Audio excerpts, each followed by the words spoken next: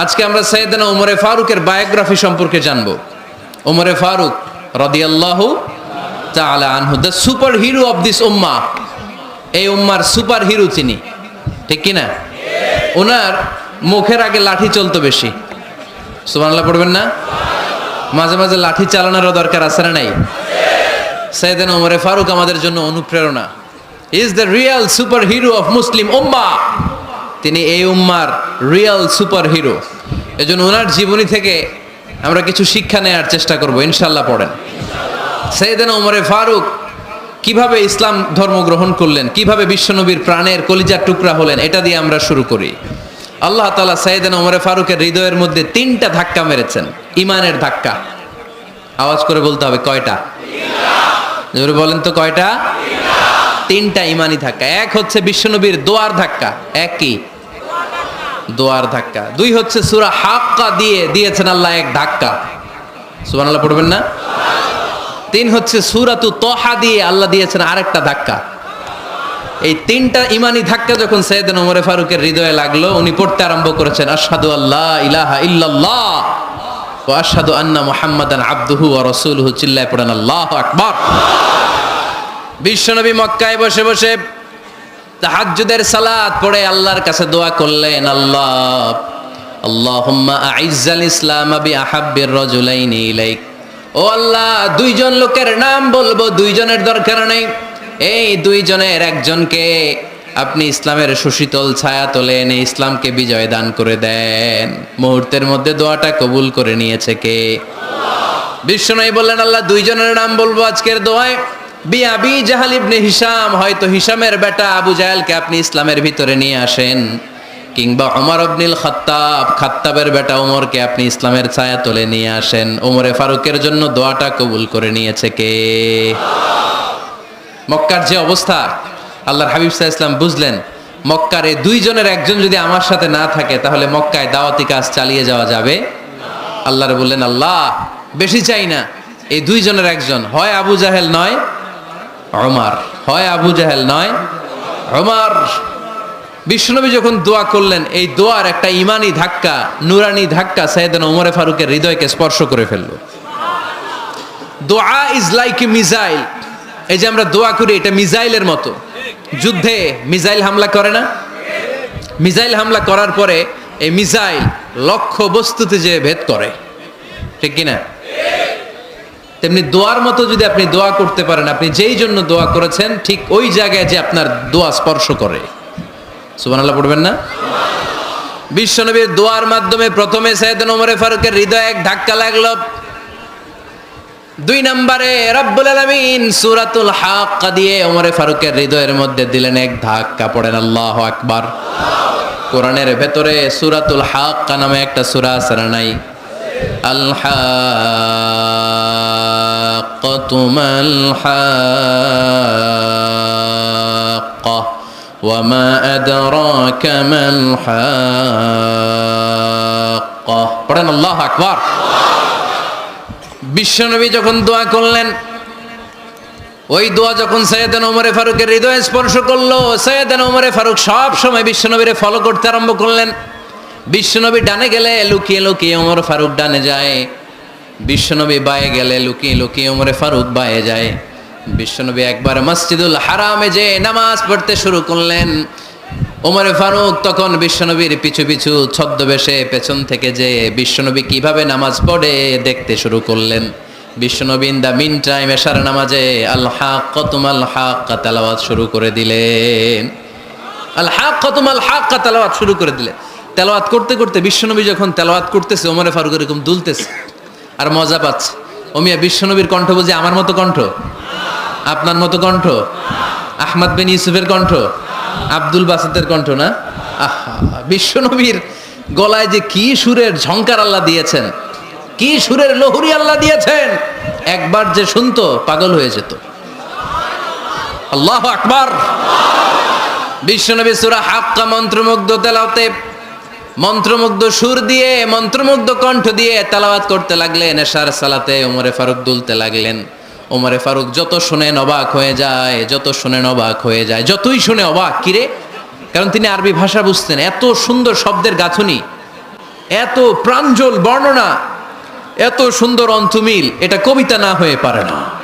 উনি মনে মনে ভাবলেন এটা মনে হয় কবিতা, it might be poem, it could be poem. Mohammad মনে হয় কবি হয়ে গেছে, তার কাব্য প্রতিভা দিয়ে সে এটা বানিয়েছে। তা না হলে এত সুন্দর কথা এটা কবিতা না হয়ে পারে। ইন দ্য মিন টাইম বিশ্বনবী কিন্তু দেখতেছে না যে পেছনে উমার।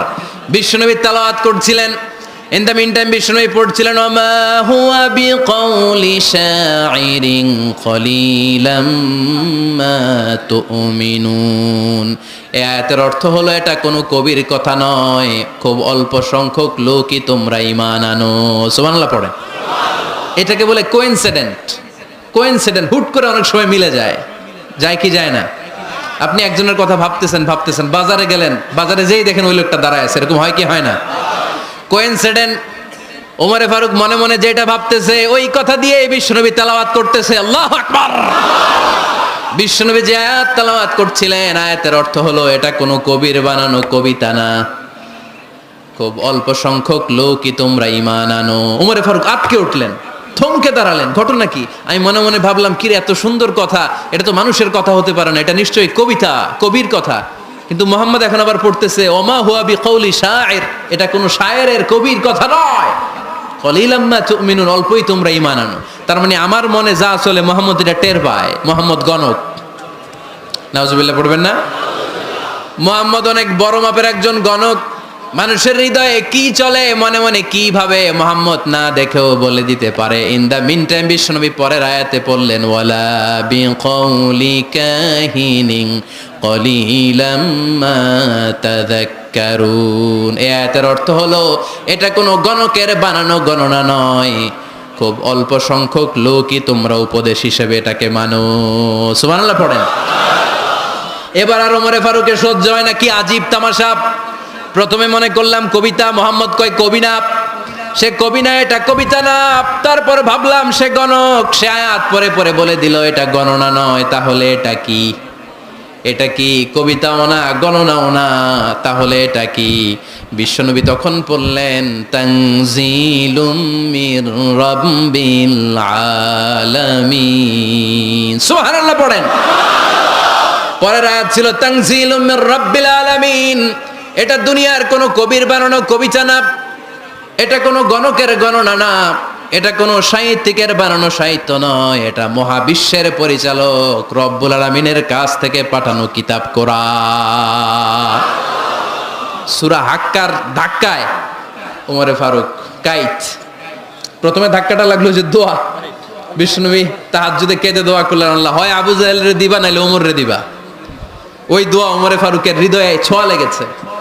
এরপর হাক্কা, সূরাতুল হাক্কা দিয়ে দিলে এক ধাক্কা। এই ধাক্কা খেয়ে উথাল পাথাল হৃদয়ের মধ্যে, হায় রে এ কি বাণী, এ কেমন কথা, কে মুহাম্মদ? তারপরও শয়তানের ওয়াসওয়াসা আছে না নাই?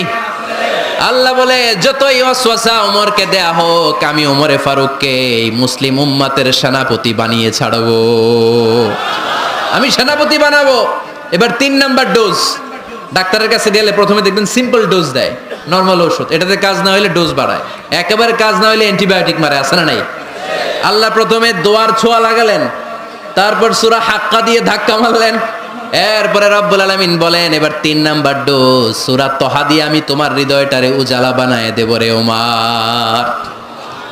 শয়তান ওদিক দিয়ে ওয়াসওয়াসা, খেলা দুই দিক থেকে চলতেছে। আল্লাহ তাআলা হেদায়েতের রাস্তায় টানছে, শয়তান জাহান্নামের দিকে টানছে। ঘোষণা দেয়া হলো মক্কায়, মুহাম্মদের মাথা কেটে এনে দিলে এত এত স্বর্ণ মুদ্রা দেয়া হবে। ওমরে ফারুক রাজি হয়ে গেলেন, নাঙ্গা তলোয়ার নিয়ে বিশ্বনবীর মাথা কাটার জন্য ছুটলেন। নাউজুবিল্লাহ পড়বেন না? বনু জাহারা গোত্রের এক লোক বলে, আইনা ইয়া ওমর, কই যাও? মুহাম্মদের মাথা কাটতে যাই। আরে মুহাম্মদের মাথা কাটতে যাও?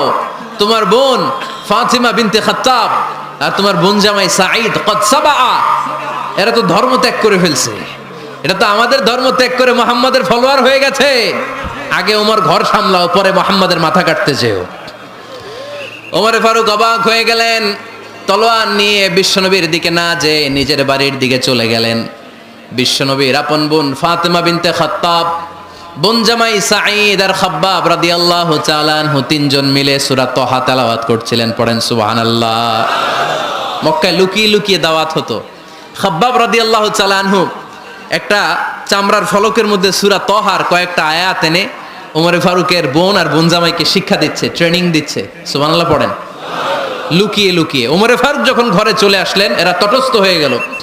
সাইয়েদনা খাব্বাব বিছানার তলায় লুকিয়ে গেলেন। ওমরে ফারুক বললেন, দরজা খোলো। ফাতেমা বিনতে খাত্তাব দরজা খোলার পরে নির্মম ভাবে সাইয়েদনা ওমর রাদিয়াল্লাহু তাআলা আনহু বোনের গায়ে আঘাত শুরু করে দিল। বোন জামাইকে আহত করতে শুরু করলো আর বলতে শুরু করলো, তোরা পাগল হলি কেন? কি আছে ওই মুহাম্মাদের মধ্যে? কি জাদু নিয়ে এসেছে? সে যাই বলে লোকজন পাগল হয়ে যায়, সবাই তার উপর কালিমা পড়ে ঈমান এনে ফেলে। কি এমন জিনিস তোদের কাছে আছে যেটা দেখে মুহাম্মদকে তোরা ভালোবাসলি? কি আছে? কি পড়তেছিলি আমারে দেখা। ফাতেমা বলে, ইন্নাকা রিজসুন লা ইয়ামাসসুহু ইল্লাল মুতাহহারুন। ও আমার ভাই ওমর, তুমি নাপাক। তুমি কি? লা ইয়ামাসসুহু ইল্লাল মুতাহহারুন। পবিত্রতা অর্জন না করে এই কোরআন ধরা যায় না। সুবহানাল্লাহ পড়েন। ওমরে ফারুক গোসল করে আসলেন, কারণ ধাক্কা তো আগে কয়েকটা খাইছে। কথা বুঝেন নাই বোধহয়। প্রথমে দোয়ার ধাক্কা, পরে কোন সূরা দিয়ে ধাক্কা? হাক্কা দিয়ে ধাক্কা। 3 নম্বরে এখন আরেকটা ধাক্কা খাবে। গোসল করে আসলেন। ফাতেমা বিনতে খাত্তাব বললেন, গোসল যখন করে এসেছেন, এই নেন। ওমরে ফারুক এবার চামড়ার কাপড়ের মধ্যে সূরা তহার প্রথম আয়াতের দিকে নজর করলেন। নজর করেই কোরআনের প্রেমে পড়ে গেলেন। পড়েন সুবহানাল্লাহ। ওমর ফারুক পড়তে আরম্ভ করলেন, তহা মা আনজালনা আলাইকাল কুরআনা লিতাশকা ইল্লা তাযকিরাতাল লিমান ইয়াখশা তানজিলাম মিম্মান খালাকাল আরদা ওয়াস সামাওয়াতিল উলা। সুবহানাল্লাহ পড়েন। উনি পড়তে আরম্ভ করলেন, তহা মা আনজালনা আলাইকাল কুরআনা লিতাশকা। এই কোরআনকে আমি তোমাদের হতভাগ্য জাতি হিসেবে দুনিয়ায় থাকার জন্য পাঠাই নাই। এটা রব্বুল আলামিনের পক্ষ থেকে এসেছে। যারা রবকে ভয় করে তাদের জন্য আছে উপদেশ। যিনি আকাশ বানিয়েছেন, জমিন বানিয়েছেন, ওই আল্লাহ তাআলা নিজেই এই কোরআন পাঠিয়েছেন। আওয়াজ করে পড়তে হবে, আল্লাহু আকবার। উনি খুব ভালো আরবি জানতেন। সূরা তহা পড়ার পরে আর ধৈর্য ধারণ করতে পারে না। ওমরে ফারুক ছোট্ট বাচ্চার মতো কান্না শুরু করে দিলেন। আল্লাহু আকবার। সূরা তহাটা হাতে নিয়ে, তলোয়ারটা হাতে নিয়ে বিশ্বনবীর দিকে ছুটতে আরম্ভ করলেন। আইনা মুহাম্মদ, কোথায় মুহাম্মদ? তোমরা আমাকে মুহাম্মাদের কাছে নিয়ে চলো। বিশ্বনবী তখন সাফা পাহাড়ের পাদদেশে দারুল আরকাম ইবনে আলকামের ঘরে লুকিয়ে লুকিয়ে কোরআনের দাওয়াত দিতেন। ওমরে ফারুককে পাগলের মতো ছুটে আসতে দেখে বিশ্বনবীর চাচা হামজা ইবনে আব্দুল মুত্তালিব বলল, নবী আপনি পালান। ওই যে খাত্তাবের বেটা ওমর আপনাকে অপমান করার জন্য, আক্রমণ করার জন্য তেরে এসেছে। সাহাবীরা বললেন, নবী আপনি পালিয়ে যান, আমরা সামাল দেব। বিশ্বনবী বললেন, না আমি পালাবো না, বরং তোমরা সরে যাও। ওমর ইবনুল খাত্তাবকে আমার দরবার পর্যন্ত আসতে দাও। আমার তো মনে হচ্ছে ওই যে তাহাজ্জুদের নামাজ শেষে চোখের পানি ছেড়ে যে আমি আল্লাহর কাছে দোয়া করেছি, আজকে আমার ওই দোয়াটা কবুল হতে শুরু করেছে। আমার তো মনে হচ্ছে আমার ওই দোয়া কবুল হবে, আসতে দাও। ওমরে ফারুক এসে বললেন, আশহাদু আল্লা ইলাহা ইল্লাল্লাহ ওয়া আশহাদু আন্না মুহাম্মাদান আবদুহু ওয়া রাসূলুহু। আমি সাক্ষ্য দিলাম আল্লাহ ছাড়া কোনো ইলাহ নাই, নিশ্চয় আপনি আল্লাহর প্রেরিত বান্দা এবং রাসূল। পড়েন সুবহানাল্লাহ।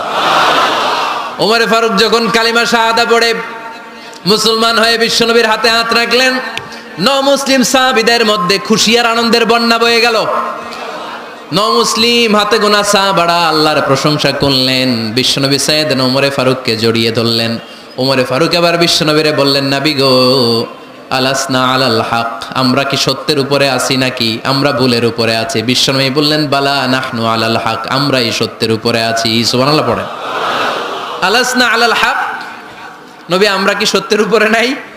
হ্যাঁ অবশ্যই ওমর, তুমি সত্যের উপরে আছো।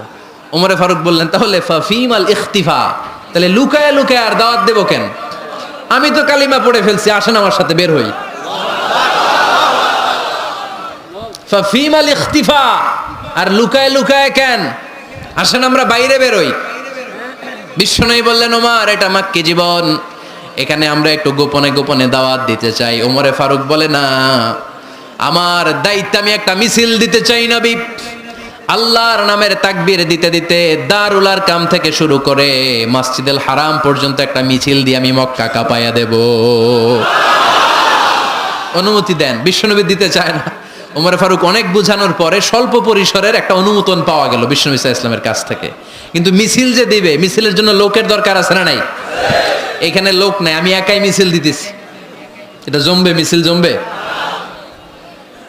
খুঁজে উনি 11 জন মুসলিম সাহাবা পেলেন। কয়জন? ওমরে ফারুক বললেন 11 জনই সই। এই 11 জন নিয়েই আমি আল্লাহর নামের তাকবীর দিব। 2 লাইন করলেন। কয় লাইন? 2 লাইন। পেছনে 6 জন, আর এই লাইনের নেতা বানালেন বিশ্বনবীর চাচা হামজাকে রাদিয়াল্লাহু তাআলা আনহু। আর সামনে 5 জন, তার আগে দাঁড়ালেন উনি নিজেই। তাহলে 6 6 12। বললেন এই 2 লাইনই আমরা তাকবীর দিতে দিতে, বেশি না, এই দারুল আরকামের ঘর থেকে, আপনারা জানেন যে সাফা মারোয়া এখন যে সাই হয়, এই সাফার পাদদেশে ছিল দারুল আরকামের ঘর। উনি বললেন এখান থেকে ওই যে কাবার গিলাফ দেখা যায়, কাবার গিলাফ পর্যন্ত আমরা এই তাকবীর নিয়ে ওখানে যাব। সুবহানাল্লাহ পড়বেন না? ওখানে উনি দাঁড়িয়ে ছোট্ট একটা ভাষণ দিয়েছিলেন। উনি বলেছিলেন, মান আরাদা আন তাসকুলা উম্মু ওয়া ইয়াতামা ওয়ালাদু ওয়া তারমিলা যাওজাতুহু ফালিয়াসুদ্দানি। খেয়াল করে শুনেন, কান দুইটা খরগোশের কানের মতো খাড়া করেন। উনি এক বাক্যের একটা ভাষণ দিলেন। ভাষণ দিতে জানলে বড় ভাষণ দেয়া লাগে না। এক বাক্যের ভাষণ দিয়ে গোটা বিশ্বকে ঝাঁকুনি মারা যায়। চিল্লায় বলো ঠিক কিনা? ওমরে ফারুক এক বাক্যের একটা ছোট্ট ভাষণ দিলেন। মান আরাদা আন তাসকুলা উম্মু, কে আছো মায়ের এই মক্কায়, কে আছো মায়ের বুক খালি করতে চাও? ইয়াতামা ওয়ালাদু, কে আছো বাচ্চাগুলারে, নিজের সন্তানগুলোরে ইয়াতিম বানাতে চাও? কে আছো তারমিলা যাওজাতুহু, নিজের স্ত্রীকে বিধবা বানাতে চাও? ফালিয়া সুদ্দানি, বুকের পাটা থাকলে আমি ওমর রে থামাও। ফালিয়া সুদ্দানি, দেখি মক্কায় কার এত বড় বুকের পাটা। কে আছো মায়ের বুক খালি করতে চাও, সন্তান রে এতিম বানাতে চাও, স্ত্রীকে বিধবা বানাতে চাও? ফালিয়া সুদ্দানি, পারলে আমারে ঠেকাও। এই বলে উনি আল্লাহু আকবার, আল্লাহু আকবার, আল্লাহু আকবার বলে স্লোগান শুরু করে দিলেন। এক এক স্লোগানে মক্কার মরুজমিন থারথার করে কাঁপতে আরম্ভ করলো। এই মিছিল মক্কার কেউ দেয় নাই। মিছিলের আওয়াজ শুনে আবু জাহেল বাইরিস, উতবা বাইরিস, শাইবা, ওয়ালিদ ইবনে মুগিরা সব বের হয়েছে। কিরে, আমার এলাকায় এত বড় স্লোগান, কার এত সাহস? বের হয়ে দেখে মিছিলের সামনে ওমর। ওমর রে দেখে দিছে এক দৌড়। কে থামানোর মতো বাপের বেটা মক্কায় দ্বিতীয়টা কেউ ছিল না। আওয়াজ করে বলেন ঠিক কিনা? ওমরে ফারুক আল্লাহু আকবার, আল্লাহু আকবার বলে স্লোগান দিতে দিতে মসজিদুল হারামের ভেতরে ঢুকে গেল। কাবার গিলাফ ধরার পরে সেদিন মিছিল থেমেছে। ওই আল্লাহর নামের স্লোগান সেদিন কেউ থামাতে পারে নাই, কিয়ামত পর্যন্ত কেউ থামাতে পারবে না। চিল্লায় বলো ঠিক কিনা? ওই রকম একটা ওমরের দরকার, আমাদের বেশি চাই না। জোরে বলেন ঠিক কিনা? দাও খোদা দাও আমায় আবার ওমর দারাজ দিল, দাও খোদা দাও আমায় আবার ওমর দারাজ দিল, দাও আলীর মতো বীর সেনানি, আলীর মতো বীর সেনানি জাগাতে নিখিল, দাও খোদা দাও আমায় আবার ওমর দারাজ দিল। সুবহানাল্লাহ পড়েন। একটা ওমর লাগবে। চিল্লায় বলেন কয়টা? ওই ওমরের অপেক্ষায় বাংলাদেশ সহ গোটা মুসলিম উম্মাহ, ঠিক কিনা? একটা ওমরই যথেষ্ট। আমাদের সেন্ট্রাল লিডারশিপ নাই তো, আমাদেরকে এদিকে লাথি মারলে আমরা ওইদিকে যাই, ওদিক থেকে গুতা মারলে আমরা এদিকে যাই। আমাদের রিপ্রেজেন্টেটিভ, আমাদের প্রতিনিধিত্ব করার মতো কোনো কেন্দ্রীয় লিডারশিপ নেতৃবৃন্দ গোটা বিশ্বে নাই, ঠিক কিনা? আমরা সেই ওমরে ফারুকের অপেক্ষায়, আমরা সেই ইমাম আল মাহাদির অপেক্ষায়। এই ওমরে ফারুক আমাদের মডেল, ঠিক কিনা? থার্ড ইন পজিশন এই পুরা উম্মতের মধ্যে ওনার পজিশন নাম্বার 3। 1 নাম্বার পজিশন বিশ্বনবীর, কার? 2 নাম্বার পজিশন কার? আবু বকর। 3 নাম্বার পজিশন কার?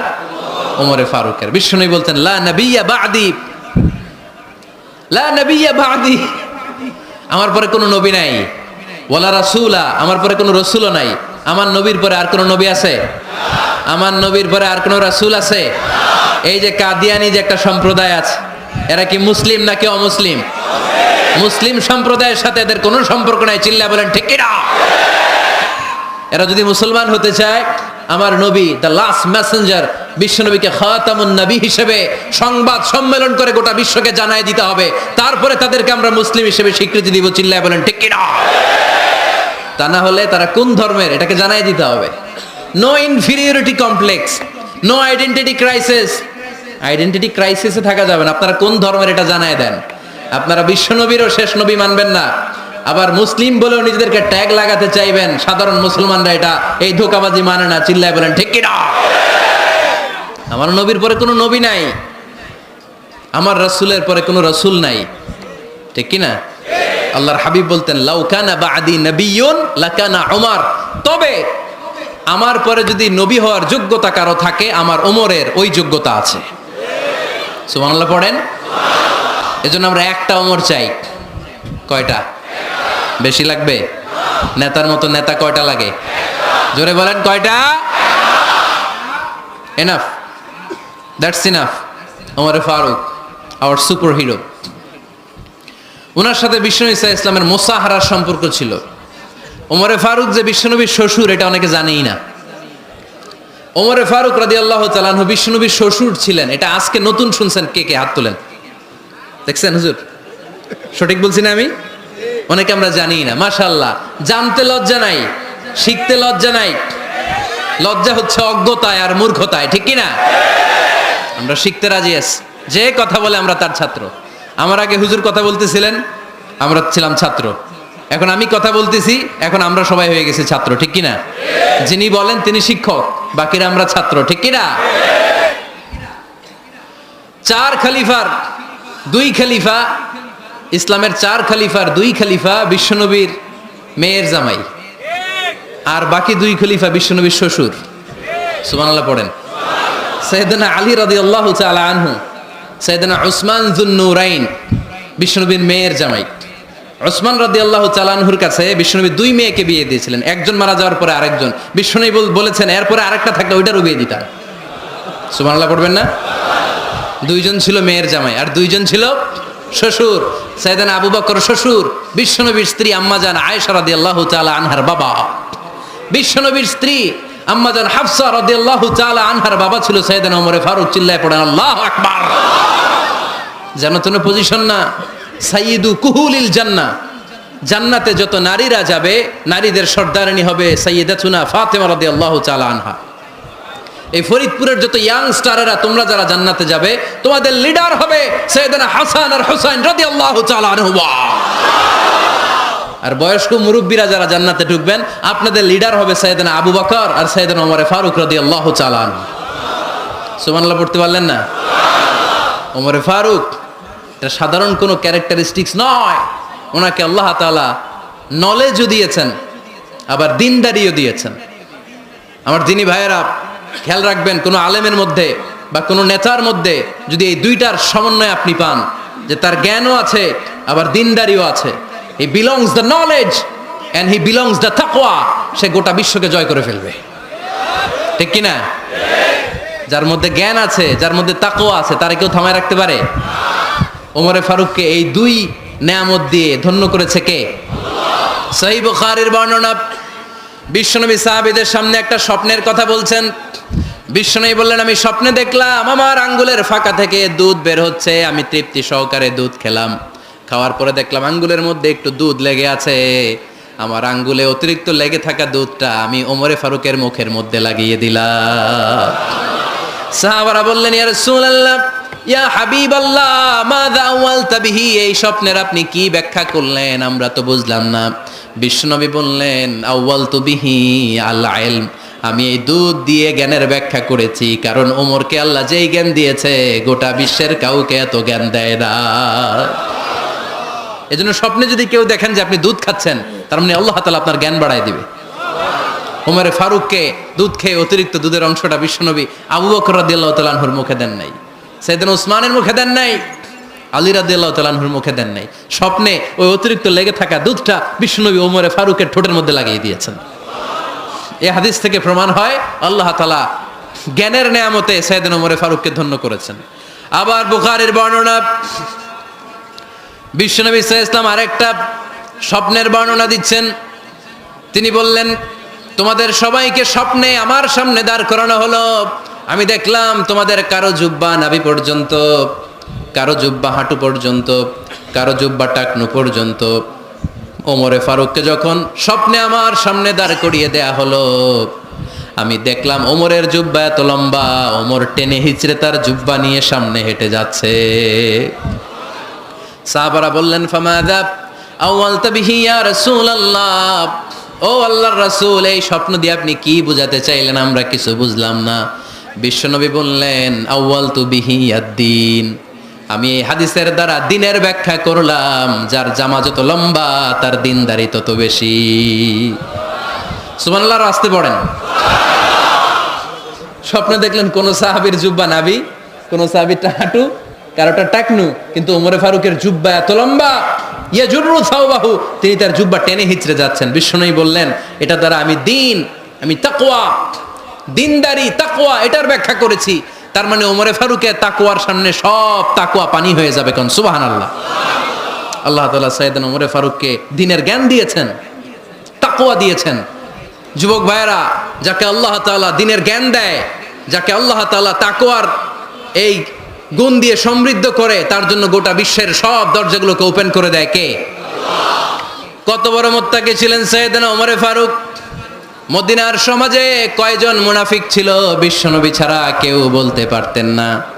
বিশ্বনবী কোন সাহাবীকে মুনাফিকদের লিস্ট দিয়ে যান নাই, একজন সাহাবী ছাড়া। দেখি কেউ বলতে পারেন কিনা ওই সাহাবীর নাম? কি নাম? হুযায়ফা ইবনুল ইয়ামান রাদিয়াল্লাহু তাআলা আনহু। ওনাকে বলা হতো সাহিবু সিররি রাসূলিল্লাহ, আল্লাহ রাসূল সাল্লাল্লাহু আলাইহি ওয়াসাল্লামের গোপন তথ্যের ধারক বাহক। সুবহানাল্লাহ পড়বেন না? বিশ্বনবী ইন্তেকালের আগে মদিনার সমাজে মোট কয়জন মুনাফিক আছে, এই তথ্য আবু বকরকে বলেন নাই, ওমর রাদিয়াল্লাহু তাআলা আনহুকে বলেন নাই, উসমান রাদিয়াল্লাহু তাআলা আনহু, আলী রাদিয়াল্লাহু তাআলা আনহু, আশারাতুল মুবাশশিরিনা বিল জান্নাহ কোন সাহাবীকে বলেন নাই। শুধুমাত্র কেবলমাত্র একমাত্র হুযায়ফা ইবনুল ইয়ামান রাদিয়াল্লাহু তাআলা আনহুর কাছে মুনাফিকদের লিস্টে বিশ্বনবী দিয়ে গিয়েছেন। সুবহানাল্লাহ পড়েন। মদিনায় কারা কারা মুনাফিক কেউ জানতো না হুযায়ফা ছাড়া। কে ছাড়া? নামটা আজকে মুখস্থ করেন, যাতে অন্য কোনো ওয়াজে কেউ জিজ্ঞেস করলে বলতে পারেন। মুনাফিকদের লিস্ট যে সাহাবীর কাছে বিশ্বনবী দিয়ে গিয়েছিলেন, সাহাবীর নাম কি? নাম, নামটা কেমন লাগে? ভাল লাগে? অনেকে আমারে জিজ্ঞেস করে, হুজুর আমার ছেলে হবে আগামী মাসে, একটা নাম দেন। নাম দিয়ে দিলাম হুযায়ফা। যাদের হবে ছেলে, এলাকায় যাদের নেক্সট কয়েক মাসে ছেলে হবে, খালি হুযায়ফা চলবে। কি চলবে? ভাল লাগে? নামটা ভাল লাগে?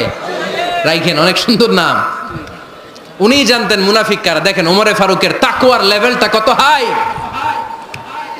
ওমরে ফারুক একদিন হুযায়ফা রাদিয়াল্লাহু তাআলা আনহুর কাছে গেলেন, যে বললেন, হুযায়ফা, বিশ্বনবী ইন্তেকালের আগে মুনাফিকদের নামের লিস্টটা কারো কাছে দেয় নাই, আমার জানা নাই, সাইয়েদনা আবু বকরের জানা নাই, কোন সাহাবীর জানা নাই, তুমি ছাড়া। আমি তোমার কাছে জানতে চাই, আমি ওমরের নামটা ওই মুনাফিকদের খাতায় আছে কিনা আমার একটু বলো। আমার ওমরের নামটা ওই মুনাফিকদের লিস্টিতে একটু আছে কিনা, নামটা একটু বলো। যদি থাকে আমি ভালো হয়ে যাব। আমি নেফাকি দূর করে পাক্কা মুমিন হতে চাই। আমার নাম যদি মুনাফিকের লিস্টে থাকে আমি তো শেষ। হুযায়ফা চোখের পানি ছেড়ে দিয়ে বলে, আমিরুল মুমিনিন, কেমন প্রশ্ন করলেন আপনি? আপনি বিশ্বনবীর শ্বশুর, এই উম্মতে আপনার পজিশন 3 নাম্বার। আপনারে মুনাফিকরা ভয় পায়, শয়তান আপনারে ভয় পায়। আপনি জান্নাতে সব বয়স্ক লোকদেরকে নিয়ে জান্নাতের মধ্যে আগে আগে ঢুকবেন, কেমন করে মুনাফিকদের কাতারে আপনার নাম থাকতে পারে ওমর? সুবহানাল্লাহ পড়ে। কি বিনয়ী, কি তাকওয়া। হুযায়ফাকে যে ধরতেন, হুযায়ফা একটু বলো না আমার নামটা মুনাফিকদের লিস্টিতে আছে কিনা। ওমরে ফারুকের যদি এই টেনশন থাকে যে আমি মুনাফিক হয়ে গেলাম কিনা, আমাদের এই টেনশন থাকার দরকার আছে না নাই?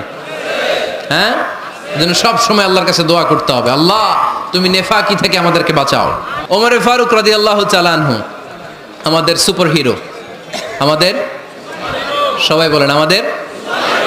উনি কত বড় সুপার হিরো শুনেন। উনি জুমার খুতবা দিচ্ছেন। কি দিচ্ছেন? মসজিদে নববীতে। খুতবার মাঝখানে হঠাৎ বললেন, ইয়া সারিয়াতাল জাবাল, ইয়া সারিয়াত ইবনে জানিমিল জাবাল। এই কথা বলেই আবার খুতবা দিতে শুরু করলেন। ওনার এই ইয়া সারিয়াত ইবনে জানিমিল জাবালের সাথে আগের কথারও কোনো মিল নাই, পরের কথারও কোনো মিল নাই। জুমার নামাজের পর মুসল্লি সাহাবারা ধরলেন, বললেন, ইয়া আমিরাল মুমিনিন। খুতবার মাঝখানে হঠাৎ করে ইয়া সারিয়াত ইবনে জানিমিল জাবাল বলে আপনি চিৎকার করলেন কেন?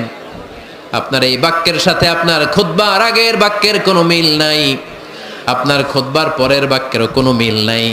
এই কথা আপনি কারে বললেন, কারে উদ্দেশ্য করে বললেন? এই কথার তাৎপর্য কি আমাদেরকে বুঝিয়ে বলেন। ওমরে ফারুক বললেন, আমি যখন খুতবা দিচ্ছি আমি দেখতে পেলাম ওই যে কয়েক মাস আগে আমি আমার মুসলিম সেনাবাহিনী পারস্যে আক্রমণের জন্য পাঠিয়েছি, বর্তমান ইরানের ওই বিশাল এলাকাতে পারস্যে আমি আমার ব্যাটালিয়ন পাঠিয়েছি। আমি হঠাৎ করে দেখতে পেলাম আমার মুসলিম বাহিনীর সেনাপতি যুদ্ধের এক পর্যায়ে তার ডানে আছে উপত্যকা, বায়ে আছে পাহাড়, সে পাহাড়ি রাস্তা ছেড়ে দিয়ে উপত্যকার দিকে যেতে শুরু করেছে। আমি দেখতে পেলাম আমার মুসলিম বাহিনী যদি উপত্যকার দিকে ছুটে বেড়ায়, কাফির মুশরিকরা আমার মুসলিম বাহিনীকে কচুকাটা করে ফেলবে। তাই আমি এখান থেকে তাদেরকে কমান্ড দিয়ে বলেছি, ইয়া সারিয়াতাল জাবাল, উপত্যকার দিকে নয় পাহাড়ের দিকে যাও, তাহলেই তোমাদের বিজয় নিশ্চিত হয়ে যাবে। উপত্যকার দিকে যেও না, ইলাল জাবাল, ইলা সারিয়াতিল জাবাল, পাহাড়ের দিকে ছোট। সাহাবারা অবাক, ঘটনা কি? উনি বসে আছেন মদিনায় মসজিদে নববীর মিম্বারে দাঁড়িয়ে, উনি যদি ইয়া সারিয়াতাল জাবাল বলে, এটা কি ইরানে যাবে নাকি? ও মিয়া, তখনকার সময়ে বর্তমানের মতো মোবাইল ছিল নাকি? ইন্টারনেট ছিল নাকি? কিছু ছিল? খালি মুখে আমি যদি বলি ইয়া সারিয়াতাল জাবাল, এটা ইরানে যাবে? ইন্ডিয়ায় যাবে? ঢাকায় তো যাবে না, ফরিদপুর শহরেই তো বসবে না, ঠিক কিনা?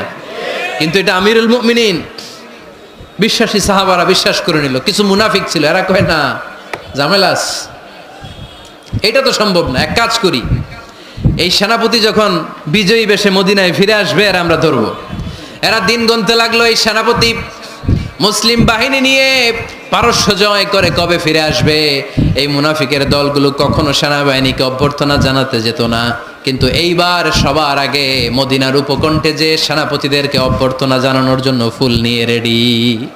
ফুল নিয়ে দাঁড়ায় আছে। সেনাপতি ঢুকার সাথে সাথে ধরছে, এই সেনাপতি কোত্থেকে আসছে? কয় পারস্য জয় করে আসছি। কয় এমন এমন দিন, জুমার দিন দুপুরবেলা যুদ্ধের মাঝখানে আমিরুল মুমিনিনের কণ্ঠের কোন কথাবার্তা শুনছো নাকি? সেনাপতি অবাক, কয় তোমরা জানলা কেমনে? শুনছি তো। সুবহানাল্লাহ পড়বেন না? আমরা যুদ্ধে একটা ভয়ঙ্কর অবস্থার মধ্যে ছিলাম, পেছন থেকে শত্রুরা আমাদেরকে আক্রমণ করতে শুরু করে দিল। ডানে যাব না বায়ে যাব, সামনে যাব নাকি পেছনে যাব, রাস্তা খুঁজে পাচ্ছি না।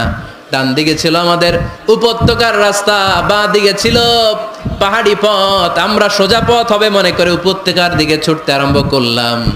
হঠাৎ করে আমিরুল মুমিনিনের কণ্ঠ বজ্র কণ্ঠে আমার কানের মধ্যে ভেসে আসলো। আমার মনে হলো আমিরুল মুমিনিন কেমন যেন আমাকে কমান্ড দিচ্ছেন আর বলছেন, ইয়া সারিয়াতাল জাবাল, ডান দিকে উপত্যকার পথে নয়, তাড়াতাড়ি পাহাড়ের দিকে সৈন্যবাহিনী নিয়ে উঠে যা। পাহাড়ের দিকে, ডানে না। This is wrong track and this is the right track. ওই দিন যদি ওমরে ফারুকের ওই গাইডলাইন, আমিরুল মুমিনিনের কমান্ড যদি আমি না শুনতাম, আজকে বিজয়ের বেশে ফিরতেও পারতাম না, আমাদের চেহারাও তোমরা দেখতে পেতে না। ওমরে ফারুকের ওই কমান্ড, ওই গাইডলাইন অদৃশ্য থেকে শোনার কারণে ওই পারস্যের মধ্যে আমাদেরকে সেই যুদ্ধে বিজয় দান করেছে কে? দিস ইজ ওমরে ফারুক, দিস ইজ ওমরে ফারুক। বিশ্বনবী বলছেন, ওমর মা লাকিয়াকা শাইতানু সালিকান ফাজ্জান ইল্লা সালাকা ফাজ্জান গায়রা ফাজ্জিক। ওমর, শয়তান ইবলিস যদি তোমার কোনো রাস্তা দিয়ে হাঁটতে দেখে, শয়তান ওই রাস্তা রেখে দিয়ে অন্য রাস্তা দিয়ে হাঁটে। ওমর, হা হুয়া ইয়াতি ওমর, তাড়াতাড়ি খা, নাইলে ওই যে ওমর আসতেছে। Omar, this is our super hero সাইয়েদনা ওমর ফারুক রাদিয়াল্লাহু তাআলা আনহু। শুধু শয়তানই ভয় পেত না, মুনাফিকরাও ভয় পেত। জমের মতো ভয়। শুধু তাই না, আমাদের আম্মাজান বিষ্ণু ইসা ইসলামের স্ত্রীরাও ওমরে ফারুককে ভয় পেতেন। সুবহানাল্লাহ কইবেন না? মাঝে মাঝে বিষ্ণু ইসা ইসলামের সাথে আম্মাজান আয়েশার ঝগড়া হতো, হতো না? আপনাদের ফ্যামিলিতে ঝগড়া হয়? হয় না? হয় না কার কার দেখি? ওরে আল্লাহ, অনেক আল্লাহর ওলি আছে তো এই জায়গায়। ঝগড়া হয় না? এ কি কথা কয়, ঝগড়া হয় না বলে? বিশ্বনবীর ফ্যামিলিতে ঝগড়া হয়, আপনার ফ্যামিলিতে হয় না? মিষ্টি ঝগড়া। আর ও বিয়েই করে নাই।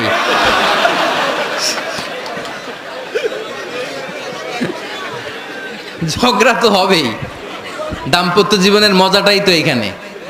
কখনো ঝগড়া, কখনো আনন্দ, একটু বৃষ্টি, একটু রোদ, একটু হাসি, একটু কান্না, ভালো লাগা ভালোবাসা শেয়ার করে নেয়া, মিলেমিশে একাকার হয়ে যাওয়া, ঠিক কিনা?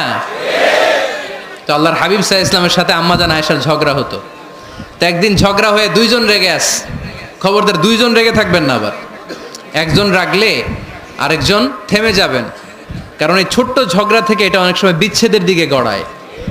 আমার প্রিয় ফরিদপুরবাসী, ভাবি রেগে গেলে আপনি রাইগেন না, ওই দিন আপনি একটু ঠান্ডা থাকেন।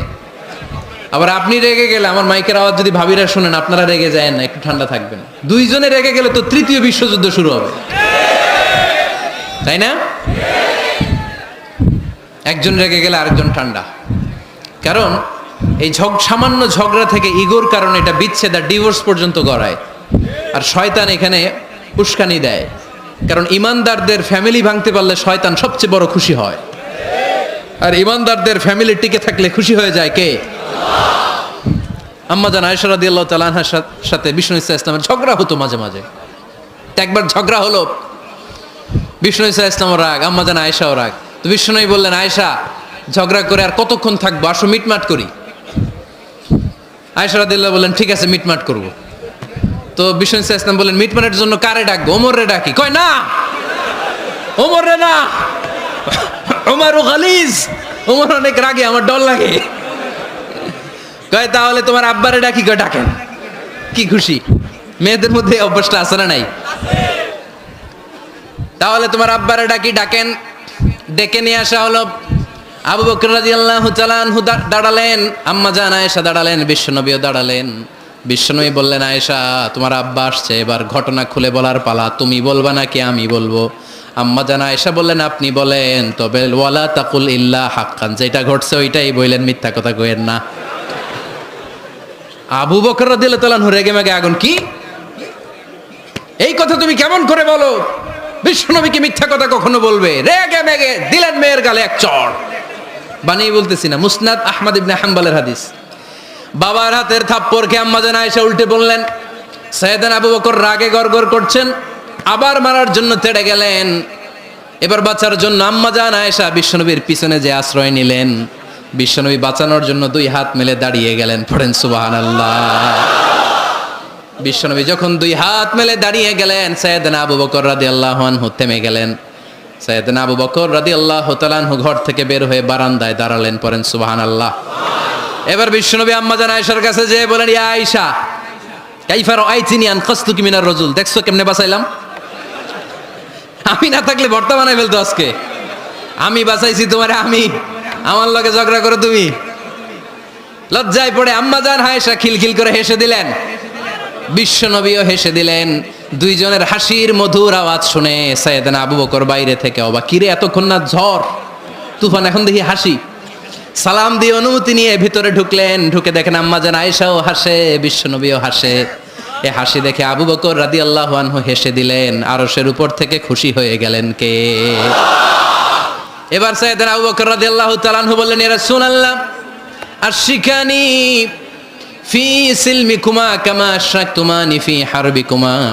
ও নবী, যুদ্ধ লাগলে, দুইজন যুদ্ধ লাগলে মীমাংসার জন্য যেমনি আমারে ডাকেন, এরকম হাসি আর আনন্দের মুহূর্তেও আমারে একটু ডাইকেন। আশরিকানি ফি সিলমিকুমা কামা আশরাকতুমানি ফি হারবিকুমা। নবী, আপনাদের মধ্যে ঝগড়া লাগলে সন্ধি করার জন্য আমারে যেমনি ডাকেন, আপনাদের হাসি খুশি আনন্দ খুনসুটি এই মজাদার মুহূর্তগুলোতে আমারে বঞ্চিত রাখেন না, আমার একটু ডাইকেন। সুবহানাল্লাহ পড়েন। এই মুসনাদ আহমদ ইবনে হাম্বলের হাদিস শোনার উদ্দেশ্য হচ্ছে, বিশ্বনবী প্রথমে ওমর ফারুকের নাম বলেছিলেন। সাইয়েদনা আয়েশা বলে, না আমি ডরাই। হাইবাত, দিস ইজ কল্ড হাইবাত ওমর। একবার বিশ্বনবীর সব বিবিরা ধরলেন, ও নবী আমাদেরকে এটা দেন, ওইটা দেন, ঘরে এটা নাই, ওইটা নাই, ওইটা নাই। বিশ্বনবীকে, আমার কাছে কিচ্ছু নাই, যদি এমনি আমার বউ হয়ে থাকতে চাও থাকো, তাহলে তা না হলে যা লাগবে কিনে দেব, সাথে সাথে তালাকও দিয়ে দিব। কিছু দিতে পারবো না, আমার নাই তো, সামর্থ্য নাই। কিন্তু বিবিরাও ছাড়ে না, এটা দেন ওইটা দেন। বিশ্বনবী রহমতের নবী, বিবিদেরকে বুঝাতেও পারেন না, বিবিরা আবদার করতেছে, নবী এটা লাগবে ওইটা লাগবে। ইন দ্য মিন টাইম বিশ্বনবী একজনের সালাম শুনতে পেলেন, কে যেন দরজায় দাঁড়িয়ে বলতেছে আসসালামু আলাইকুম। বিশ্বনবী দরজার দিকে তাকালেন, তাকিয়ে বললেন ওয়া আলাইকুম আসসালাম, আর বুঝতে পারলেন এটা আমার ওমরের সালাম। সালাম দেওয়ার পরে বিবিদের দিকে তাকায় দেখে একজন বিবিও নাই, সব অন্দরমহলের ভিতরে দৌড়। সুবহানাল্লাহ পড়তে পারলেন না? This is our super hero Omar. এরকম ওমর একটা লাগবে, চিল্লায় বলেন কয়টা? একটা ওমর গোটা বিশ্বকে সোজা করে দিবে। একটা ওমর সবল আর দুর্বলের সব পার্থক্য দূর করে দিবে। মাজলুমের উপর জালিমের অত্যাচারের অবসান ঘটায় দিবে। গোটা বিশ্বটাকে সাম্য, মৈত্রী, ভালোবাসার ইনসাফ দিয়ে পরিপূর্ণ করে দিবে। সেই ওমরের অপেক্ষায় আমরা। নিজের ছেলেকে 80টা বেত মেরেছেন। কয়টা? 80টা বেত মেরেছে। এই ব্যাপারে অনেকগুলো বর্ণনা পাওয়া যায়। সবচেয়ে সহি বর্ণনা হচ্ছে মুয়াত্তা ইমাম মালিকের বর্ণনা। ওমরে ফারুক রাদিয়াল্লাহু তাআলা আনহুর ছেলে আব্দুর রহমান মারুফুন বিআবি শাহমা ছিলেন মিশরে। ওখানে নাবিজ খেয়েছিলেন। নাবিজ হচ্ছে আরব দেশের লোকেরা দুধের মধ্যে শক্ত খুরমা রাত্রেবেলা ঢেলে দিত। ঢেলে দিলে সারা রাত ওই খুরমার রসটা দুধের সাথে মিশে দুধটা লাল হয়ে যেত। এটারে সকালবেলা খেত, খুব সুস্বাদু। এটাকে বলে নাবিজ। কিন্তু এটা রাতে ভিজাইলে সকালেই খাইতে হয়, রেখে দিলে আবার একটু সমস্যা হয়। এটা অনেকটা তারির মতো হয়ে যায়, মাতলামি চলে আসে। তো ওমরে ফারুকের ছেলে নাবিজ খেয়েছেন, মদ খাননি, নাবিজ।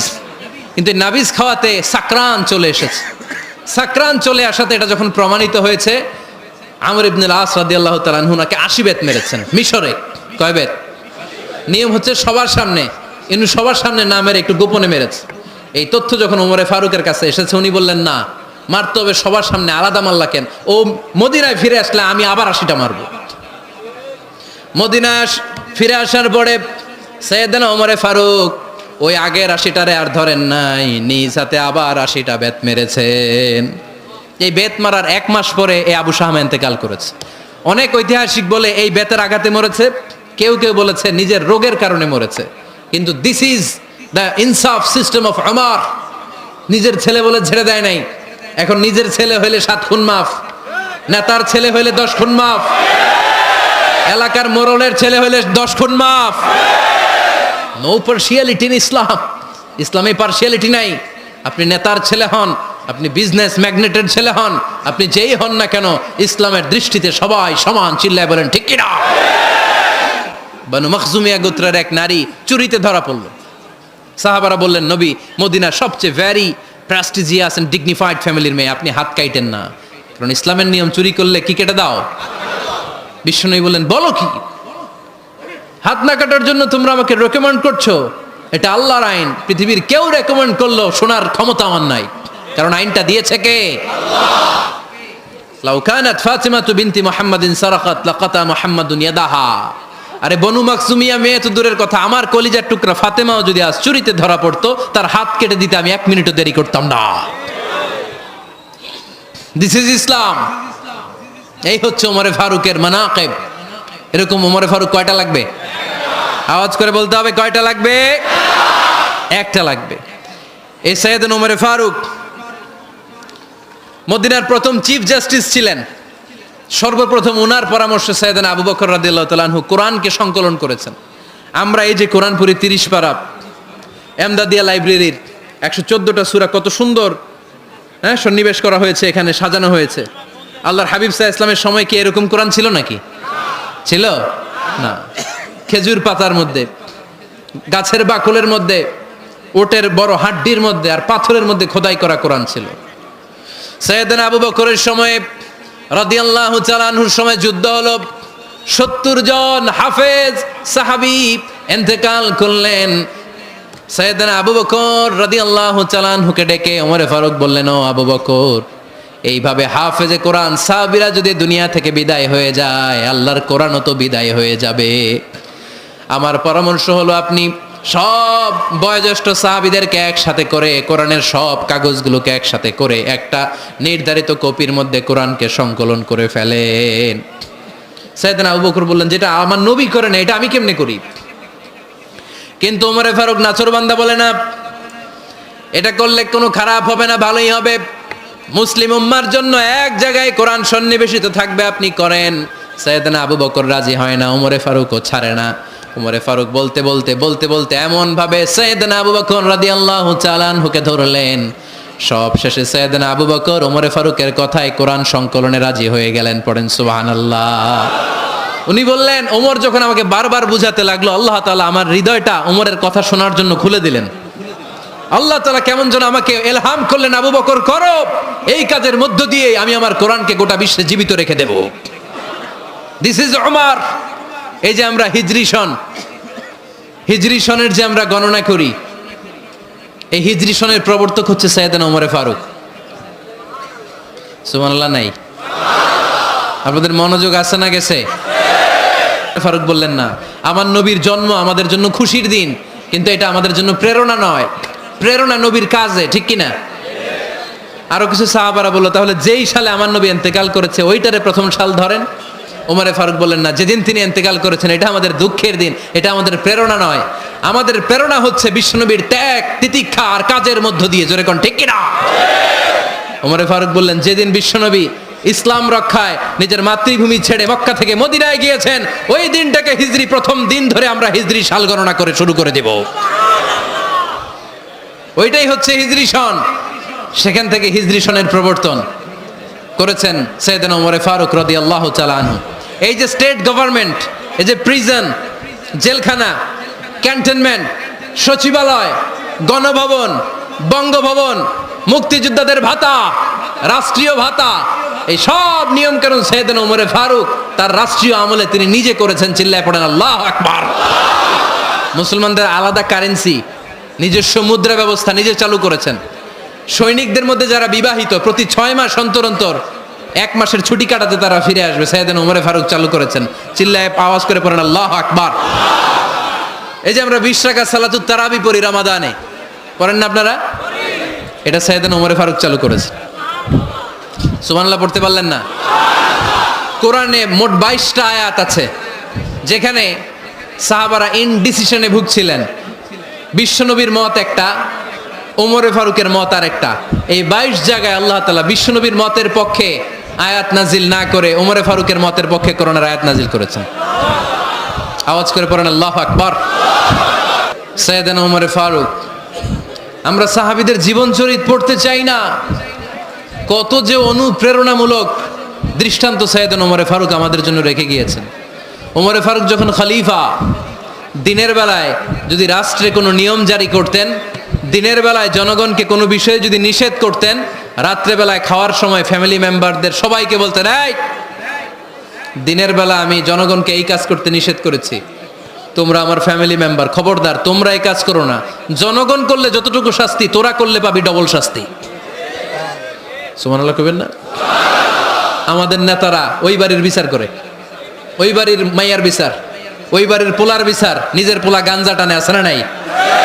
নিজের মেয়ে অপরাধ করে, আছে না নাই? আহা, কি নেতা ছিলেন ওমরে ফারুক। আগে নিজের ঘর সামলিয়েছেন, আগে নিজেকে সামলিয়েছেন, নিজের ঘর ঠিক করেছেন। বলেছেন জনগণ করলে যত বেদ, তোরা করলে double Veda. This is call leader, ঠিক কি না? এক বাবা এসে বললেন, ওমরে ফারুক আমার ছেলে কথা শোনে না, বেয়াদব।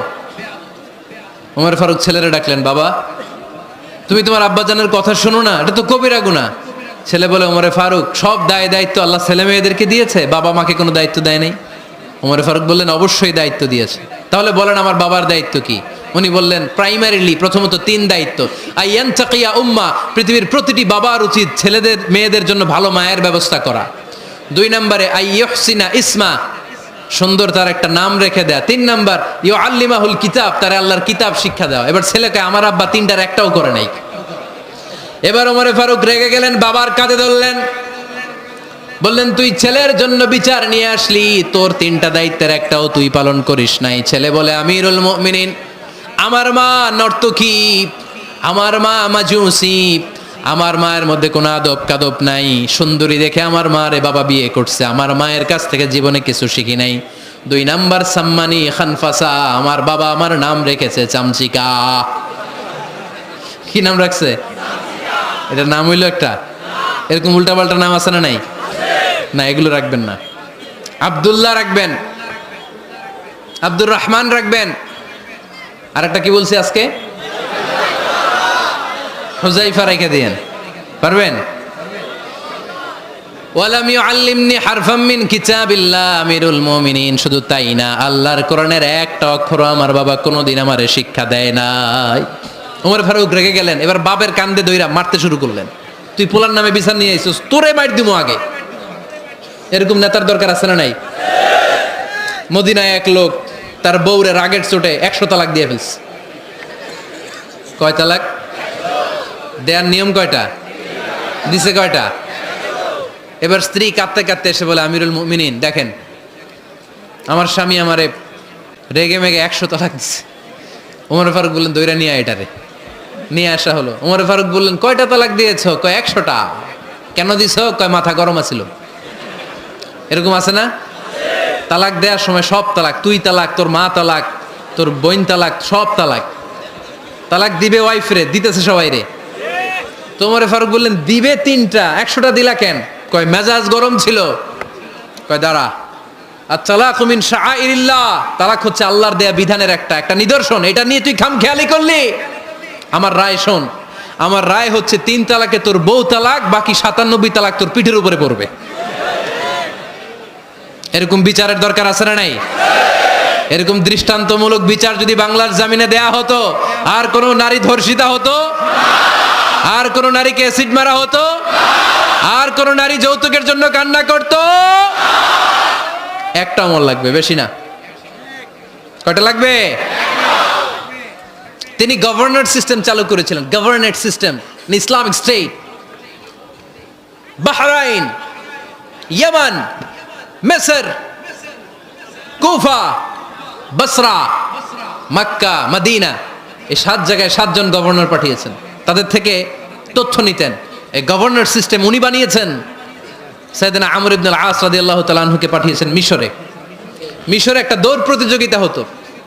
ওই দৌড় প্রতিযোগিতায় আমর ইবনে আল-আস রাদিয়াল্লাহু তাআলা আনহুর ছেলে অংশগ্রহণ করেছে, কিন্তু এক মিশরি ওই দৌড় প্রতিযোগিতায় চ্যাম্পিয়ন হয়ে গেছে, আর রানার্স আপ হয়েছে আমর ইবনে আল-আসের ছেলে।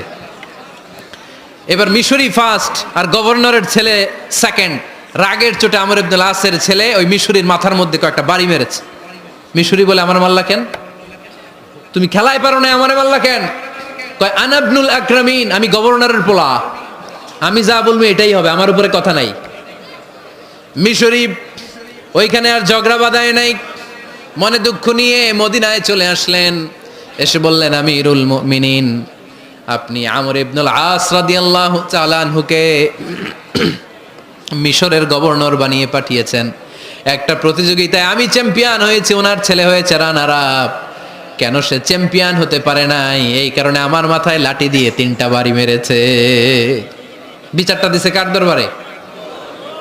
কথা বুঝেন নাই বোধহয়? ওমর ফারুকের দরবার। ওমর ফারুক বললেন তাই, আগামী বছরের অমুক তারিখ আমি সব গভর্নরদেরকে ডেকে হিসাব নিতে, ওই দিন তুই থাকবি, পারবি না? মিশরে বলে পারবো, মানে অবশ্যই পারবো। ওই দিন 7 রাজ্য থেকে 7 গভর্নর হাজির, গভর্নরদের ছেলেরাও হাজির, মিশরীয় হাজির। 7 গভর্নরের কাছ থেকে 7 এলাকার খোঁজ খবর নেয়ার পরে ওমরে ফারুক বললেন আইনাল মিসরি, মিশরি লোকটা কই, এদিকে আয়। মিশরি সামনে আসার পরে বলল আমর ইবনুল আস, তুমি মিশরের গভর্নর, তোমার ছেলে সহ তুমি আসো। আমর ইবনুল আস এসে সামনে বসে রইলেন। এবার বললেন ও আমর ইবনুল আসের ছেলে, তুমি নাকি ইবনুল আকরামিন গভর্নরের ছেলে, তুমি যা বলবা মিশরে নাকি তাই হবে, তোমার নাকি অনেক দাপট। নিজে একটা লাঠি এনে মিশরীর হাতে দিয়ে বলল এবার তোর মাথায় যতটা মারছে তুই ততটা গুনে গুনে মার, আমি দেখব। আমর ইবনুল আস দেখবে আমর ইবনুল আসের ছেলেরে তুই এখানে মার।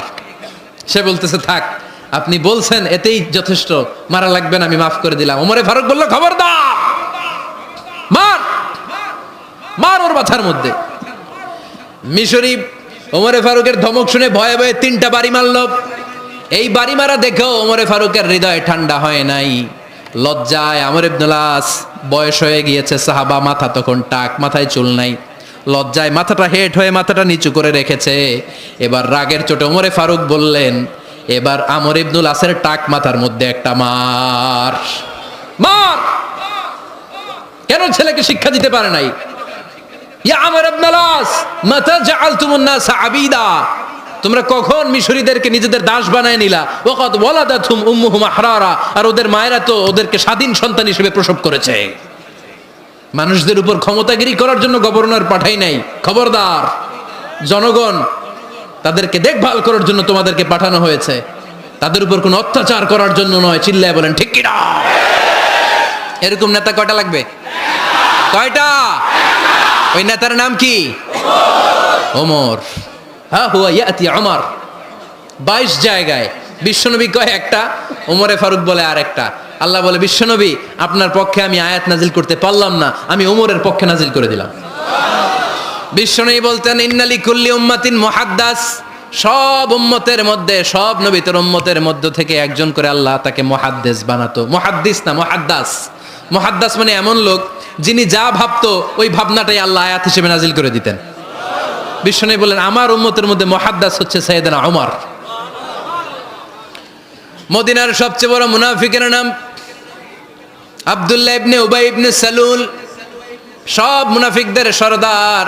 কিন্তু এই মুনাফিকের ছেলেটা হলো পাক্কা ইমানদার। এই ছেলের নাম হলো আব্দুল্লাহ। আওয়াজ করে বলেন, ছেলের নাম কি? আব্দুল্লাহ ইবনে উবাই ইবনে সালুল, মুনাফিক সরদার যখন ইন্তেকাল করলো, সাইয়েদনা আব্দুল্লাহ রাদিয়াল্লাহু তাআলা আনহু বিশ্বনবীর কাছে এসে চোখের পানি ছেড়ে ডেকে বলে, নবী আপনিও জানেন, আমিও জানি, মদিনার সবাই জানে আমার আব্বা মুনাফিকদের সরদার, কিন্তু আমার মন তো মানে না, আমার তো পিতা, আমার তো বাবা লাগে, আমার তো মন মানে না। আপনিও জানেন মুনাফিক, আমিও জানি মুনাফিক। নবী আপনার দরবারে কিছু আমি চাই না, আপনার গায়ের একটা জামা দেন, আপনার জামাটা পরিয়ে আমার বাবারে দাফন দিব। এর উসিলায় যদি আমার আব্বারে আল্লাহ মাফ করে দেয়, দয়ার নবী মায়ের নবী জামা খুলে দিয়ে দিলেন। পড়েন সুবহানাল্লাহ। আব্দুল্লাহ রাদিয়াল্লাহু তাআলা আবার আবদার চললেন, নবী জানি আমার বাবা মুনাফিক, কিন্তু আমার তো বাবা, আপনার দরবারে ফরিয়াদ, আপনি নিজে যে আমার বাবার জানাজার নামাজের ইমামতি করবেন। দয়ার নবী মায়ার নবী জানাজার নামাজে যেতে চাইলেন। ওমরে ফারুক বললেন, নবী না, খবরদার আপনি উবাই ইবনে সালুলের জানাজায় যাবেন না। বিশ্বনবী জোর করে যেতে চাইলেন। সাইয়েদনা ওমরে ফারুক বিশ্বনবীর জামা পেছন থেকে টেনে ধরলেন। আল্লাহু আকবার! টেনে ধরলেন, যাবেন না আপনি। ওমর ফারুকের হাত থেকে হ্যাচকা টান মেরে জুব্বা টান দিয়ে বিশ্বনবী জানাজায় চলে গেলেন। রব্বুল আলামিন আয়াত নাজিল করলেন, ইস্তাগফির লাহুম আও লা তাস্তাগফির লাহুম ওয়া ইন তাস্তাগফির লাহুম ৭০ মাররাতান ফালান ইয়াগফিরাল্লাহু লাহুম। নবী গো, একবার নয়, দুইবার নয়, ৭০ বারও যদি এই মুনাফিকের জন্য আপনি ক্ষমা চান, তার জন্য ক্ষমা নাই, তার জন্য আছে জাহান্নাম। ওয়ালা তাকুম, আপনি যাবেন না আলা কবরি, কখনো তাদের জানাজায় যাবেন না। এই যে একটা ভুল করে ফেলছেন, এটা এইবারই শেষ, এরপরে আর যাবেন না। সাইয়েদনা ওমর ফারুকের পক্ষে আল্লাহ তাআলা কোরআনের আয়াত নাজিল করে দিলেন। চিল্লায় পড়েন আল্লাহু আকবার। এভাবে 22টা জায়গায় ওমর ফারুক যা বলেছে, এটা নিয়ে একটা আলাদা আলোচনা হইতে হবে, আলাদা একটা আলোচনা লাগবে যে 22টা আয়াতে আল্লাহ তাআলা বিশ্বনবীর পক্ষে কোরআনের আয়াত নাজিল না করে সাইয়েদনা ওমর ফারুকের পক্ষে আয়াত নাজিল করেছেন। চিল্লায় পড়েন সুবহানাল্লাহ। ওই ওমর ফারুককে আমাদের মডেল বানানোর দরকার আছে না নাই? ওই ওমর ফারুকের জীবনী আমাদের ছেলে মেয়েদেরকে পড়ানোর দরকার আছে না নাই? আমাদের ভবিষ্যৎ প্রজন্ম এগুলো জানে না। ওরা সালমান খান দেখে বড় হয়, ওরা শাহরুখ খান দেখে বড় হয়, ওরা ঋত্বিক রোশনকে দেখে বড় হয়। ওরা মনে করে যে এরাই বড় সুপার হিরো। আমাদের যে কত বড় সুপার হিরো আছে এরা জানেই না। নতুন প্রজন্মের কর্ণকহুরে সাইয়েদনা ওমর ফারুকের ইতিহাস পৌঁছে দেওয়ার দরকার আছে না নাই? ওমর ফারুকের ইন্তেকালের ঘটনাটা বলেই আমরা মোনাজাতের দিকে যাব। শুনবেন? শুনতে চান? উনি স্বপ্নে দেখলেন একটা লাল মোরগ ওনাকে 3টা ঠোকর মেরেছে। কয়টা? উনি জুমার নামাজে, জিলহজ মাসের শেষ সপ্তাহে জুমার নামাজে বললেন যে একটা লাল মোরগ 3টা ঠোকর মেরেছে। মুগীরা ইবনে শুবা রাদিয়াল্লাহু তাআলা আনহুর দাস আবু লুলু আল মাজুসি, এই লোকটা খঞ্জর বানাতে পারতো। মুগীরা রাদিয়াল্লাহু তাআলা আনহুর দাস। মুগীরা প্রতিদিন 4 দিরহাম করে চার্জ করতো, যেহেতু দাস। সে এসে বিচার দিল, আমিরুল মুমিনিন, মুগীরা আমার থেকে বেশি টাকা চায়, জুলুম করে। ওমরে ফারুক বললেন, তাই? তুমি কি কাজ জানো? বলে, আমি খঞ্জর বানাতে জানি। বাড়ি কই? পারস্য। আরে তুমি খঞ্জর বানাতে জানলে তো 4 দিরহাম অনেক কম, সে তো আরো বেশি টাকা নেওয়া দরকার ছিল তোমার থেকে। আবু লুলুর এই কথা পছন্দ হয় নাই। সে কয়, ওমর তুমি সবারে দয়া দেখাও আর আমার ক্ষেত্রে কঠিন নিয়ম বানাইলা, দাঁড়াও এই নিয়ম তোমার আমি দেখাবো। এই রাগে সে বাড়িতে যে একটা খঞ্জর বানালো। কি বানালো? খঞ্জর চিনেন? ছোট্ট ছুরি। কিছুদিন আগে ওমানের সুলতান কাবুস ইন্তেকাল করেছে, জানেন আপনারা? ওনার এই কোমরের মধ্যে খঞ্জর থাকতো, ছবিতে দেখছেন? আরব শায়েক যারা সুলতান আমির, কোমরে কি থাকে? ছোরা থাকে, খঞ্জর। সে বাসায় যে একটা খঞ্জর বানালো, যেই খঞ্জরের 2 মাথা, লাহু রাসান ওয়া মাকবাদাতুহু ফি ওয়াসাতি, আর ধরার হ্যান্ডেলটা মাঝখানে, এদিকেও ছুরি এদিকেও ছুরি, যাতে এইভাবে মারা যায়। সে ধার দিতে লাগলো আর বলল, ওমর দাঁড়াও, তোমার আমি দেখাবো। ওমরে ফারুক মসজিদে নববীর ইমাম, ফজরের নামাজের সময় এ আবু লুলু আল মাজুসি বুরনুস পরে, চাদর পরে, লুকিয়ে লুকিয়ে, সে অগ্নি উপাসক, মুমিন নয়। ওমরে ফারুককে অ্যাটাক করার জন্য গেলেন মসজিদে নববীতে। ওয়াকানু ইউসাল্লুনা বিগালাস, তখন ওনারা অন্ধকারে নামাজ পড়তো। নামাজের সময় যখন হলো, লুকিয়ে লুকিয়ে প্রথম কাতারে ওমরে ফারুকের পিছনে মুয়াজ্জিনের পাশেই দাঁড়ালো, হাতে খঞ্জর। একামত হলো, ওমরে ফারুক সালাত শুরু করলেন, ফজরের সালাত, আল্লাহু আকবার। নামাজ শুরু করলেন, সূরা ফাতিহা বললেন। আরেকটা সূরা যখন পড়তে যাবেন, in the meantime Abu Lulu এই খঞ্জর নিয়ে ওমরে ফারুকের বুকের মধ্যে 3টা স্টেবিং করলেন। একটা মারলেন নাভির নিচে, মারার সাথে সাথে পাকস্থলী কেটে গেল। আরেকটা মারলেন পাজরে, পাজর ছিঁড়ে গেল। 3টা মারার পরে ওমরে ফারুক বললেন, কাতালানি আল কালব, এক কুকুর আমাকে মেরে ফেলেছে। পেছন থেকে এক সাহাবীকে টান মেরে সামনের দিকে নিয়ে গেলেন, তুমি নামাজের ইমামতি করাও। আর ওমরে ফারুককে বাকিরা ধরাধরি করে পেছনে নিতে আরম্ভ করলেন। আর এই আত্মাই আক্রমণ যে করেছে, সে কাতারের মাঝখান দিয়ে যেতে আরম্ভ করলো আর 2 দিকে ছুরি মারতে আরম্ভ করলো। 13 জন সাহাবীর গায়ে ছুরি মেরেছে, 7 জন সাহাবা স্পট ডেথ, জায়গায় মৃত্যু। এই ভয়ঙ্কর অবস্থা দেখে এক সাহাবী বুরনুস, এক ধরনের জুব্বা আছে মাথাওয়ালা, অনেকে জ্যাকেট পরছেন না এরকম মাথাওয়ালা, লম্বা জুব্বা আছে, আরবরা শীতে পরে মাথাওয়ালা। এই মাথাওয়ালা জুব্বা বের করে এক সাহাবী জালের মতো তার দিকে উড়ায় মারলো। ওই বুরনুসের মধ্যে পেঁচিয়ে আবু লুলু মাটিতে পড়ে গেল আর সুইসাইড করে ফেললো, নিজের বুকে নিজে মেরে আত্মহত্যা। যেই সাহাবীকে ইমামতির জন্য দাঁড় করালেন, উনি ছোট্ট সূরা দিয়ে, প্রথম রাকাতে সূরা আল কাউসার, দ্বিতীয় রাকাতে সূরাতুল ইখলাস দিয়ে নামাজ শেষ। ওমরে ফারুক বেহুশ। ওমরে ফারুক কি? হ্যাঁ, বেহুশ। সবাই কান্নাকাটি করতেছে, সবাই দেখতে গেলেন, এখন হুঁশ ফিরে না। মুখের মধ্যে, মুখ খুলে রাষ্ট্রের চিকিৎসক মুখের মধ্যে দুধ দিলেন, ওই নাভি দিয়ে দুধ বের হয়ে যায়, হয়ে যাচ্ছে। তারা বললো, ওনারে বাঁচানো সম্ভব না, দেখেন হুঁশ ফিরে কিনা। হুঁশ ফিরলে ওনার পরে কে আমির হবে, উনি যেন প্যানেল ঠিক করে দিয়ে যায়। সবাই তাকিয়েছে ওমরে ফারুকের চোখের দিকে। আল্লাহর মেহেরবানিতে ঘন্টা খানিক পরে উনি চোখ খুললেন। চোখ খোলার পরেই বলেন নাই, ও মা আমি মরে যাই। চোখ খোলার পরে উনি বলেন নাই, কে মারলো আমারে। চোখ খোলার পরে উনি বলেন নাই, আমার পরে নেতা কে হবে। চোখ খোলার পরে সর্বপ্রথম কথাটি ছিল, আসল্লান নাস, আমার নেতৃত্বে যে ফজরের নামাজটা শুরু হয়েছিল, এটাকে ঠিকমতো তোরা পড়েছিলি?